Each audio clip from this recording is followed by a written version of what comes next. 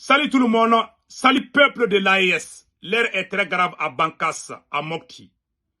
Plus de 200 villages, j'ai des preuves ici que je vais vous montrer tout de suite.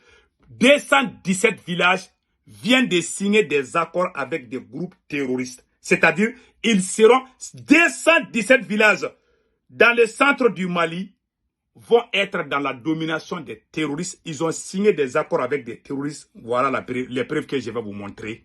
Donc, nous disons au président du Burkina, je lance un appel au président du Burkina Faso, capitaine Ibrahim Traoré, au président du Niger, général Tiani, s'il vous plaît, parlez avec Assimi Goïta. Pendant qu'ils s'amusent à Bamako, les terroristes sont en train de gagner du terrain au Mali. Je suis obligé de vous montrer et j'ai des preuves que je vais montrer tout de suite. Partageons cette vidéo. Aujourd'hui, c'est mercredi 13 novembre 2024. Écoutons. À 12 communes, Bankas 12 communes condamnent. Accord la terrorisme fait. C'est plus de 217 villages. 217 villages viennent de signer des accords avec des terroristes. Il va finir après, je vais traduire. Je vais attendre qu'il finisse et après je vais traduire. Lui, il a dit ça à Bamako. Ça ne vient pas de moi. C'est eux, leur localité. Les gens qui ont fui, tous les gens qui n'acceptent pas de signer des accords avec les terroristes, ils brûlent leur maison.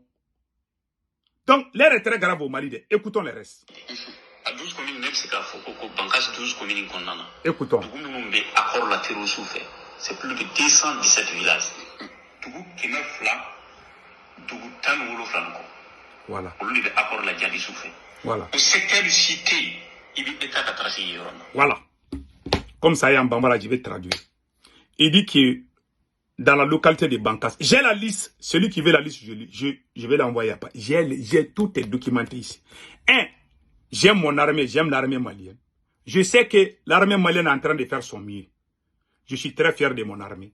Mais malheureusement, on doit dire la vérité. L'heure de la vérité a sonné. Il faut dire la vérité. Pour aider l'État à combattre ces gens. Qu'est-ce qui se passe? J'aimerais que les Burkinabés, les Nigériens partagent cette vidéo. C'est 217 villages qui viennent de signer des accords avec des terroristes. Ça veut dire quoi? Ils vont payer les impôts au lieu que ça vienne dans la caisse de l'État.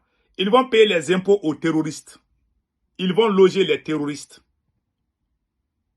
Et dans chaque famille, s'il y a 3 jolies filles là, les terroristes vont marier une fille. Ils vont avoir enfant avec votre propre fille. De gré ou de force. 3e mois. Ce sont ces 217 villages qui vont nourrir les terroristes. Si les terroristes ont besoin de faire des recrutements, chaque famille va donner un ou deux gars forts. Ils vont intégrer dans les rangs des terroristes. Contre leur propre pays. Ce qui est très grave. Voilà ce qui est en train de se passer au Mali. Si ça continue comme ça, même si les Burkinabés finissent avec les terroristes là, ils vont être nombreux au Mali, ils vont aller combattre le Burkina et le Niger encore. Et ça ne finira jamais. Au lieu qu'on dise que les terroristes viennent de l'Algérie, désormais ils vont venir du Mali. Parce que ce sont les enfants maliens qui vont rentrer dans les rangs des terroristes. C'est ceux qui se préparent au centre du Mali. Je ne mens pas, j'ai les documents. Celui qui ne croit pas, appelle-moi, je t'envoie les documents complets. Je ne mens pas. Pourquoi j'ai fait ça? Parce que je savais. Je n'ai pas dit. J'ai gardé ça comme secret. Mais les villageois même sont venus dans les médias à Bamako dire ça. Celui qui a dit ça là, ils sont de cette commune. Ce monsieur qui vient de parler là, il connaît là-bas, il vient de là-bas. Et ils disent qu'ils ne sont pas dedans, ils ont fui, ils sont venus à Bamako. Si tu n'es pas d'accord, tu fuis ton propre village, tu viens à Bamako. Si tu restes, ils vont brûler ton village. Ceux qui vont accepter vont rester au village, mais ils vont nourrir les terroristes. Les terroristes vont faire des recrutements. C'est un danger pour l'AES. Et pendant ce temps, qu'est-ce qu'on voit? À Bamako, les militaires qui sont au pouvoir, pas tous les militaires. Il y a des militaires qui ont des copines qui dirigent tous les marchés d'État. Je dis bien, tous les marchés d'État du Mali sont dirigés par la copine de notre président, Assimi Goïta. Personne ne peut nier cela. Je ne mens pas. Je ne rentre pas dans la vie privée des gens. Ta vie privée, tu dois la cacher. Tu es président, tu amènes ta copine, tu donnes les marchés de l'État à ta copine. On le dira pion. Celui qui dit qu'il y a affaire de vie privée là, ça veut dire que la personne est malhonnête et indigne. Je ne suis pas indigne, je ne suis pas contre mon pays. Allez-y à Bamako. Les grandes dames qui distribuent des milliards, des millions, pendant que nos soldats. Et ce qui est grave dans cette affaire, ces villageois appellent l'armée malienne d'intervenir. L'armée n'intervient jamais. Entre-temps, on entend, ah, l'armée allait bombarder les terroristes. Moi-même, je suis sorti plusieurs fois. Il y a des villageois qui m'ont appelé, qui m'ont insulté. Quand j'ai dit que l'armée allait bombarder là-bas, ils vont me montrer les preuves que ce n'est pas vrai. Et puis ils sont à Bamako. Ils vont même dans les médias à Bamako, ils disent que ce qui se dit, ce n'est pas vrai.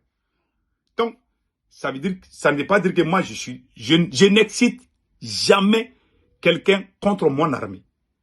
Mais les villageois, eux-mêmes, ils ont parlé quelque chose que je savais.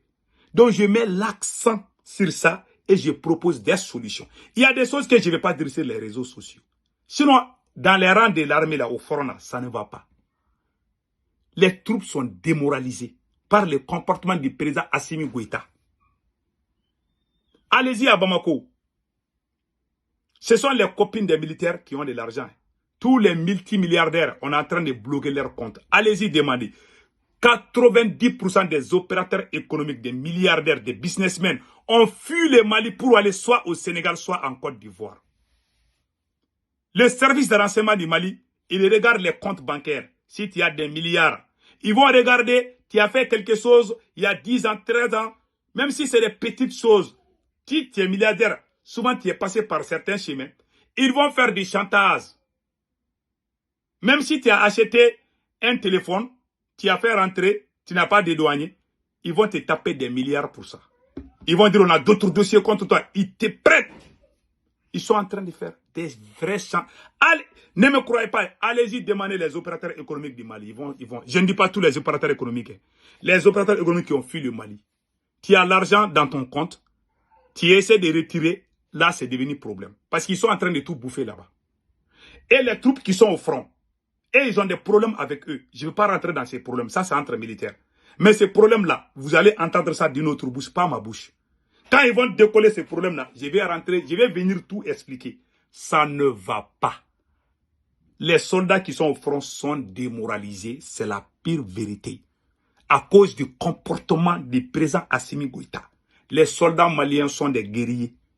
Quand on a un président qui est là, au lieu de s'occuper des troupes, au lieu d'acheter des armes, ça vaut combien de temps qu'on ne voit plus à la télé que le Mali a acheté telle arme, le Mali a acheté tel drone, le Mali a acheté, ça vaut plusieurs mois. Depuis qu'ils ont lavé la main du Premier ministre Choguel Kokala Maïga, depuis qu'ils ont empêché notre Premier ministre de travailler, tout est gâté aujourd'hui.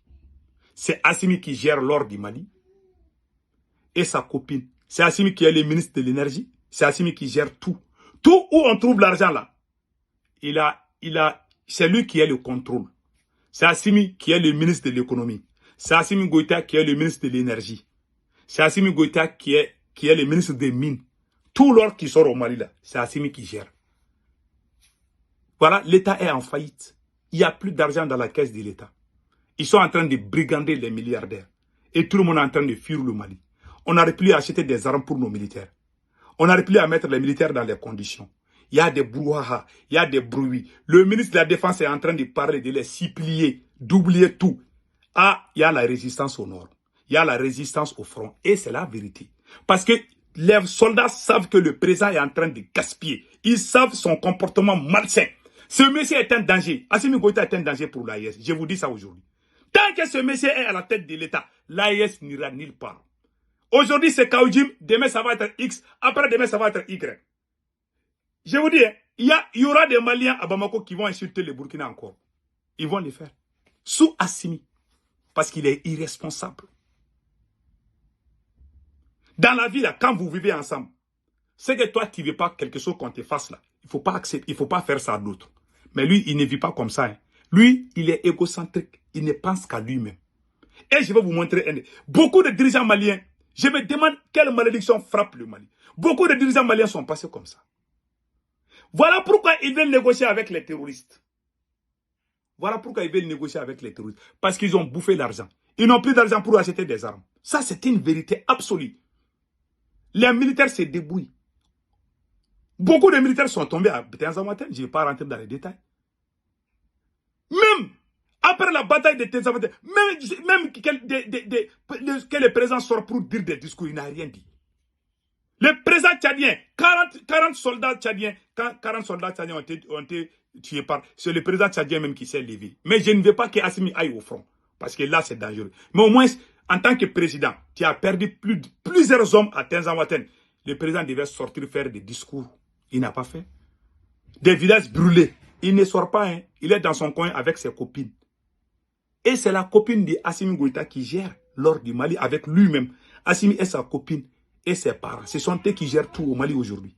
Voilà pourquoi tout est bloqué. Voilà pourquoi ils ne veulent pas la tête de Choguel Kokala Maïga. Parce que Choguel veut que les choses soient claires. Celui qui veut le changement, c'est le premier Choguel Kokala Maïga. Moi, mon souhait aujourd'hui est que l'AIS avance. Mon souhait aujourd'hui est que Assimi Goïta ressuscite. Je ne souhaite jamais qu'Assimi échoue. S'il échoue, ce n'est pas bon pour le Mali. Mais il a échoué. On ne peut pas l'aider. Tu sais, on peut aider le margouillat à sauter le mur. Mais quand il met les crapauds pour sauter là, il va tomber. C'est un proverbe bambara que je vous dis. Je ne souhaiterais jamais que le Mali soit à feu et à sang et que je sors pour dire. Il y a des gens qui veulent que le Mali soit brûlé. Après, ils vont sortir, taper la pape pour dire qu'Assimi a échoué. Moi, je ne suis pas ce genre de personne. J'aime mon armée, j'aime mon pays et je prie Allah de sauver les Maliens. J'ai des parents dans l'armée, j'ai des frères dans l'armée, j'ai des enfants dans l'armée malienne. Pour ceux qui ne le savent pas. Je suis l'armée malienne. Je ne vais jamais dénigrer mon armée. Jamais. Mais celui qui est à la tête du Mali, il n'est pas du tout conscient. Ce monsieur-là, il ne mérite même pas d'être, il ne mérite même pas de diriger, même des troupeaux de moutons. Je vous dis, Thomas Sankara dit, un militaire sans formation politique est un criminel. Thomas Sankara l'a dit. Ce monsieur, il est au Mali là-bas, il ne voit que l'argent et les femmes. Le seul souci d'Assimi Goïta, ses copines et l'argent. Il s'en fiche. Hein. On est allé à la gendarmerie. Les terroristes sont allés à la gendarmerie faire des attaques par-ci, par-là. On n'entend pas le président. On est en train de faire trop de dégâts. Même des jours, même quelques jours, comment on appelle là, pour l'honneur de ces hommes tombés. Des élèves gendarmes ont été brûlés par les terroristes. Le président ne réagit pas, mais c'est très grave. Il ne réagit pas. Même s'il a réagi, moi, je n'ai pas vu quand même. Peut-être qu'il a réagi que je n'ai pas vu. En tout cas, ce qui se passe à Bangash, il n'a pas réagi. Mais quand les terroristes ont attaqué la gendarmerie du Mali, là, en tout cas, même si le président Assimi Goïta est sorti, moi, je n'ai pas vu ça. J'ai regardé la télé, je n'ai pas vu. On devait décréter 3 jours de deuil ou quelques jours de deuil. Ils n'ont pas fait ça. Peut-être, même s'ils l'ont fait, je ne sais pas. Peut-être. Peut-être qu'ils ont fait, mais je n'ai pas vu. J'ai fouillé partout, je n'ai pas vu. Je vais aller refouiller encore. S'il a dit, je vais sortir du que oui, effectivement, il a dit. Donc, je ne peux pas confirmer ça. Mais en tout cas, actuellement, il fait la sourde oreille. Et regardez si ces villages rejoignent les groupes terroristes. Mais nous sommes finis. Le Mali a toujours été la base arrière des terroristes. Les terroristes ont quitté le Mali pour aller attaquer le Niger. Les terroristes ont quitté le Mali pour aller attaquer le Burkina Faso. C'est la pure vérité. Et je vais vous montrer un autre exemple. Même le président du Niger, à un moment donné, est venu au Mali. Il a dit que le Mali doit tout faire. Quand Ibrahim, en 2019, le président du Niger, Mamadou Issoufou, est venu à Bamako dire aux Maliens de tout faire. Que les terroristes qui attaquent le Niger viennent de Kidal. Écoutons cela. C'est simplement un acte de bravoure. Que le président Issou Mamadou dise que le statut de Kidal menace la sécurité intérieure du Niger, c'est un corollaire, un postulat, une vérité inébranlable. Ce que beaucoup ignorent d'Issoufou Mamadou, il ne parle pas dans l'air. Il a les preuves que certains traquenards et attaques multiples pour nuire au Niger ont été préparés à Kidal. Donc, il y a des complicités. Vous avez vu. Toujours, les gens viennent chez nous. Je ne sais pas si c'est la malédiction qui frappe les présidents maliens, je ne sais pas. Celui qui commence bien, en fin de compte, il devient la risée du tout. Quand Ibeka venait au pouvoir, il était un homme fort. Et en fin de compte, il est devenu comme un chiffon. Assimi Goïta, quand Assimi Goïta venait là, il était aimé même. Même quand il disait Assimi Goïta, même les chiens étaient contents. Aujourd'hui, là, quand il dit Assimi Goïta, tu ne fais pas attention, même les moustiques vont te piquer. Il est détesté aujourd'hui. Ce n'est pas possible. Il y a les gens des petits esprits qui n'ont pas compris, qui sont amoureux de lui. Parce qu'il y a des gens comme ça. Et ils aiment les hommes. Même si tu es faux, ils t'aiment. Il y a des gens comme ça. Ils vont commencer à se réaliser quand le mal est fait. Nous, on voit loin. Je ne suis pas contre Assimi. Hein. Je ne souhaite jamais du mal à mon pays. Tous les gens qui sont contre le Mali, je les déteste. Tous les gens qui sont contre le Burkina Faso, je les déteste. Tous les gens qui sont contre le Niger, je les déteste. Je suis un panafricain, un nationaliste. Et digne. Ma dignité ne me permet pas de trahir ma patrie. Je ne dirai rien qui va ternir l'image de mon pays. Mais si mon président déconne, je dois dire la vérité. La vérité est que le Mali risque d'être la base arrière des terroristes contre le Burkina et le Niger si on ne fait pas attention. En bon entendeur, salut, passez excellent week-end. Que Dieu protège l'AES.